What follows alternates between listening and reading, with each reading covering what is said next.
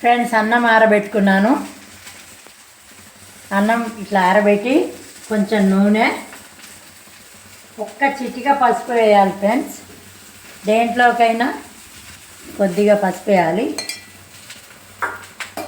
కొబ్బరి అన్నం చెప్పాను కదా ఫ్రెండ్స్. ఉప్పు,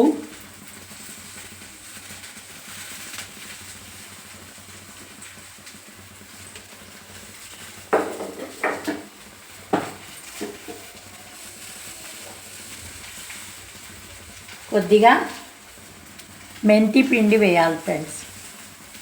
కొబ్బరి అన్నంకి పోపు వేస్తున్నా ఫ్రెండ్స్.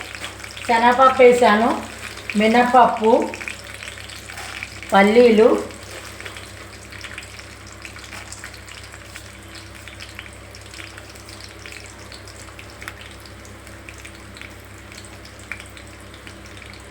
ఆవాలు, ఇంగువ. ఇవన్నీ వేగాక పచ్చిమిరపకాయలు, కరివేపాకు వేసుకోవాలి, ఎండుమిరపకాయలు వేసుకోవాలి ఫ్రెండ్స్. పోపు వేసుకొని కొబ్బరి అన్నం కలుపుకోవటమే.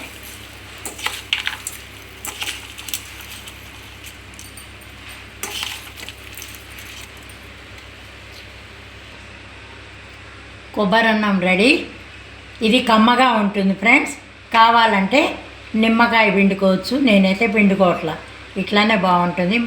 నిమ్మకాయ ఉంటే పుల్లగా ఉంటుంది కాబట్టి ఇష్టం లేదు. ఇది మా పులిహోర ఎట్లా ఉందో కామెంట్లో పెట్టండి ఫ్రెండ్స్. కొబ్బరి అన్నం. Please like, share and subscribe.